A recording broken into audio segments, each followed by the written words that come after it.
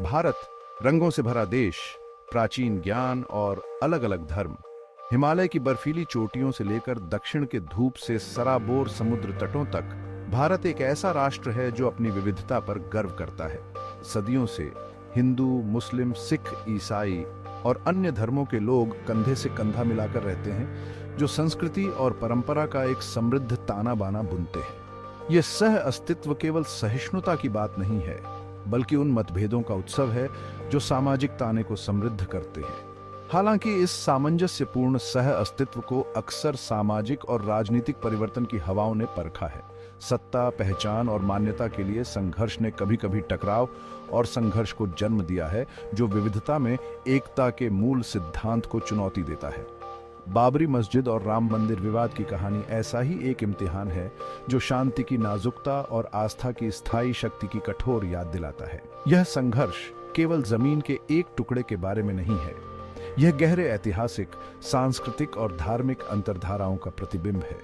हमारी कहानी हमें उत्तर भारत के उत्तर प्रदेश राज्य में स्थित प्राचीन शहर अयोध्या ले जाती है। अयोध्या केवल एक शहर नहीं है, यह एक प्रतीक है, एक ऐसी जगह है जहां इतिहास और पौराणिक कथाएं एक साथ मिलती हैं।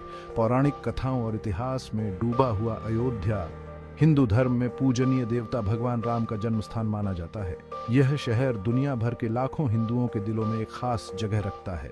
यहीं पर इस पवित्र शहर के केंद्र में सदियों पुराने विवाद के बीज बोए गए थे। विवादित भूमि न केवल एक भौतिक स्थान है, बल्कि कई लोगों के लिए आध्यात्मिक और भावनात्मक केंद्र है। यह विवाद जमीन के एक टुकड़े को लेकर है, जिसे कई हिंदू भगवान राम का जन्म स्थान मानते हैं। यह मान्यता हिंदू समुदाय की सामूहिक चेतना में गहराई से समाई हुई है। यही जमीन बाबरी मस्जिद का भी घर थी, जो मुगल बादशाह बाबर के शासनकाल में 16वीं शताब्दी में बनी थी। यह मस्जिद मुगल स्थापत्य विरासत और भारत की इस्लामी विरासत के प्रतीक के रूप में खड़ी थी। साथ साथ इन दो गहरे प्रतीकात्मक ढांचों की उपस्थिति ने एक अस्थिर स्थान बनाया, जहां आस्था, इतिहास और राजनीति विस्फोटक परिणामों से टकराव की स्थिति में होंगे। इस भूमि पर विवाद के कारण कई कानूनी लड़ाइयां, सामाजिक अशांति और यहां तक कि हिंसा भी हुई है। इस विवाद की जटिलताओं को सही मायने में समझने के लिए हमें ऐतिहासिक आख्यानों, परस्पर विरोधी दावों और सामाजिक राजनीतिक ताकतों को समझना होगा, जिन्होंने पीढ़ियों से इस संघर्ष को आकार दिया है। यह एक ऐसी कहानी है जिसमें न केवल अतीत बल्कि भारत का वर्तमान और भविष्य भी शामिल है। यह एक ऐसी यात्रा है जो हमें समय के गलियारों से गुजारेगी, जो अतीत के गहरे जख्मों और उन चुनौतियों को उजागर करेगी जो भारत के वर्तमान को आकार देती रहती है। जैसे जैसे हम इस जटिल कहानी का पता लगाते हैं, हम इतिहास, विश्वास और राजनीति की परतों को उजागर करेंगे, जो अयोध्या विवाद को आधुनिक भारत में सबसे महत्वपूर्ण और स्थायी संघर्षों में से एक बनाती है। बलुआ पत्थर और संगमरमर की एक शानदार संरचना, बाबरी मस्जिद सदियों तक अयोध्या में ऊंची खड़ी रही। इसकी भव्य उपस्थिति मुगल युग के स्थापत्य कौशल का प्रमाण थी, जो जटिल डिजाइन को आध्यात्मिक महत्व के साथ मिश्रित करती थी। 1527 में बाबर की सेना के एक सेनापति मीर बाकी द्वारा निर्मित यह मस्जिद स्थानीय मुस्लिम आबादी के लिए पूजा का स्थान थी। यह न केवल एक धार्मिक केंद्र के रूप में कार्य करता था, बल्कि समुदाय के लिए एक सामाजिक और सांस्कृतिक केंद्र के रूप में भी कार्य करता था, जो एकता और पहचान की भावना को बढ़ावा देता था। हालांकि जिस जमीन पर यह खड़ा था, वह विवाद का एक स्रोत बन गया, जिसमें हिंदू और मुस्लिम दोनों समुदायों के दावे और जवाबी दावे सामने आए। ये विवाद केवल भूमि के बारे में नहीं था, बल्कि उन गहरे ऐतिहासिक और धार्मिक आख्यानों के बारे में था जो प्रत्येक समुदाय प्रिय थे। कई हिंदुओं का मानना था कि मस्जिद एक पूर्व मौजूदा मंदिर के खंडहरों पर बनाई गई थी, एक ऐसा मंदिर जो भगवान राम के जन्म स्थान को चिह्नित करता था। यह मान्यता उनके धार्मिक ग्रंथों और सांस्कृतिक स्मृति में गहराई से निहित थी, जो इस स्थल को पवित्र और नॉन निगोशिएबल बनाती थी। स्थानीय लोक कथाओं और मौखिक परंपराओं ने इस प्राचीन मंदिर के बारे में बताया, इस विश्वास को हवा दी कि मस्जिद मुगल उत्पीड़न का प्रतीक है और अयोध्या के पवित्र परिदृश्य पर एक निशान है।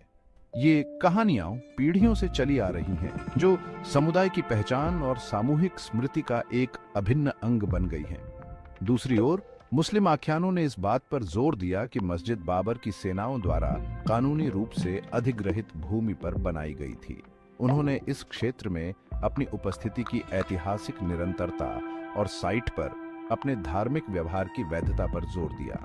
उन्होंने बताया कि पूर्व मौजूदा मंदिर के दावे का समर्थन करने के लिए निर्णायक पुरातात्विक साक्ष्य का अभाव है।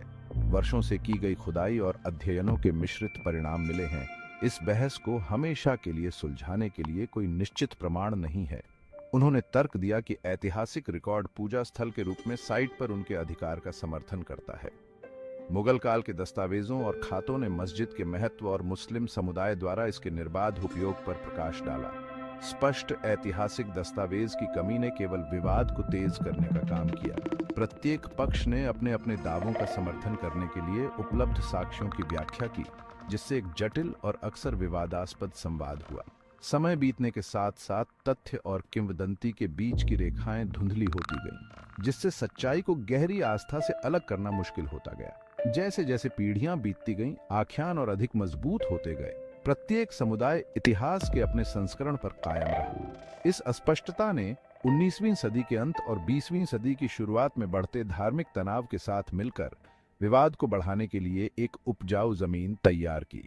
राजनीतिक आंदोलनों और सामाजिक परिवर्तनों ने इस मुद्दे को और जटिल बना दिया। इसे व्यापक सांप्रदायिक संघर्षों के लिए एक फ्लैश पॉइंट में बदल दिया। इस प्रकार बाबरी मस्जिद महज एक इमारत से बढ़कर हो गई।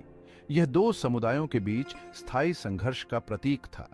प्रत्येक अपनी पहचान और ऐतिहासिक आख्यान को स्थापित करना चाहता था। जैसे जैसे भारत 20वीं शताब्दी की शुरुआत में ब्रिटिश शासन से स्वतंत्रता की ओर बढ़ रहा था, राजनीतिक परिदृश्य में एक नाटकीय परिवर्तन आ रहा था। स्वतंत्रता संग्राम केवल औपनिवेशिक उत्पीड़न के खिलाफ लड़ाई नहीं थी, बल्कि राष्ट्र की भावी पहचान को परिभाषित करने की तलाश भी थी। राष्ट्रवादी भावनाएं बढ़ रही थीं, लेकिन धार्मिक राष्ट्रवाद की ताकतें भी बढ़ रही थीं। एक स्वतंत्र भारत के उत्साह के साथ साथ विभिन्न समूहों के बीच राष्ट्र को अपने धार्मिक और सांस्कृतिक आदर्शों के अनुसार ढालने की इच्छा बढ़ती गई। भारतीय स्वतंत्रता आंदोलन, जो कभी काफी हद तक एकीकृत था, धार्मिक आधार पर टूटने लगा। नेता जो कभी ब्रिटिश शासन के खिलाफ लड़ाई में कंधे से कंधा मिलाकर खड़े थे, खुद को एक स्वतंत्र भारत के लिए दृष्टिकोण को लेकर असहमत पाए। हिंदू महासभा जैसे हिंदू राष्ट्रवादी समूहों ने बाबरी मस्जिद को ऐतिहासिक अन्याय के प्रतीक के रूप में देखना शुरू कर दिया। उन्होंने तर्क दिया कि मस्जिद हिंदू देवता राम को समर्पित एक मंदिर के खंडहरों पर बनाई गई थी और इसकी उपस्थिति मुगल शासन के दौरान हिंदुओं की अधीनता की निरंतर याद दिलाती है। उन्होंने उस जगह को पुनः प्राप्त करने की मांग की जिसे वे एक पवित्र हिंदू स्थल मानते थे। यह मांग केवल जमीन के एक टुकड़े के बारे में नहीं थी, बल्कि हिंदू केंद्रित राष्ट्रीय पहचान के उनके दृष्टिकोण के साथ गहराई से जुड़ी हुई थी। उनकी नजर में मस्जिद मुगल शासन के तहत हिंदुओं के उत्पीड़न का प्रतिनिधित्व करती थी, एक ऐसा आख्यान जो कई लोगों के साथ मिलता जुलता था। इस ऐतिहासिक शिकायत का इस्तेमाल समर्थन जुटाने और हिंदू समुदाय को एक सामान्य कारण के इर्द गिर्द लाने के लिए किया गया था। दूसरी ओर ऑल इंडिया मुस्लिम लीग जैसे मुस्लिम संगठन इन दावों से सावधान थे। उन्होंने बढ़ते हिंदू राष्ट्रवादी आंदोलन को अपनी सांस्कृतिक और धार्मिक पहचान के लिए सीधे खतरे के रूप में देखा। उन्होंने उन्हें मुस्लिम समुदाय को हाशिए पर धकेलने और इतिहास को फिर से लिखने के प्रयासों के रूप में देखा। मुस्लिम लीग के लिए बाबरी मस्जिद केवल एक धार्मिक स्थल नहीं था, बल्कि भारतीय उपमहाद्वीप में उनके स्थान का प्रतीक था।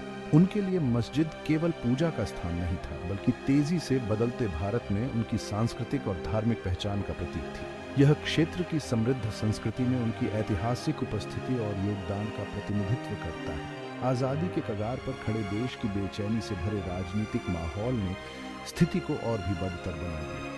भविष्य की अनिश्चितता ने समुदायों को अपनी पहचान और इतिहास से और अधिक मजबूती से चिपका दिया। राजनेताओं ने राजनीतिक लाभ के लिए धार्मिक भावनाओं का फायदा उठाने का अवसर देखते हुए धार्मिक समूहों को खुले तौर पर आकर्षित करना शुरू कर दिया।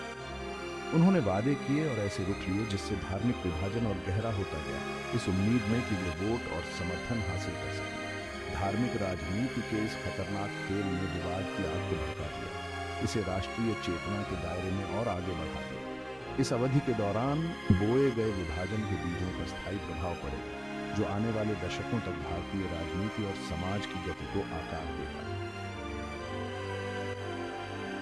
1949 बाबरी मस्जिद विवाद में एक महत्वपूर्ण मोड़ साबित हुआ, जिसके दूरगामी परिणाम हुए।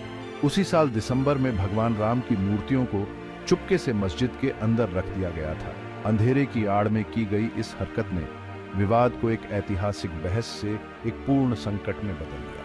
मूर्तियों के प्रकट होने से पूरे भारत में हंगामा मच गया। इस कृत्य से उत्साहित होकर हिंदुओं ने मूर्तियों की पूजा करने के लिए मस्जिद तक पहुंचने की मांग शुरू कर दी। उन्होंने दावा किया कि मूर्तियां चमत्कारिक रूप से प्रकट हुई थीं। यह एक संकेत था कि भगवान राम ने स्वयं अपने जन्मस्थान को पुनः प्राप्त करने का फैसला किया था। मुसलमान, जिसे उन्होंने अपवित्रीकरण के एक घोर कृत्य के रूप में देखा, से नाराज होकर मूर्तियों को हटाने और मस्जिद को उसकी मूल स्थिति में बहाल करने की मांग की।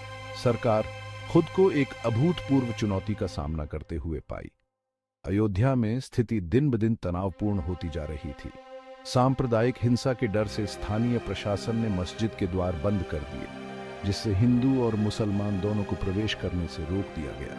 विवाद, जो कभी ऐतिहासिक और धार्मिक क्षेत्रों तक ही सीमित था, अब सड़कों पर आ गया था, जिससे एक नव स्वतंत्र भारत की नाजुक शांति को खतरा था।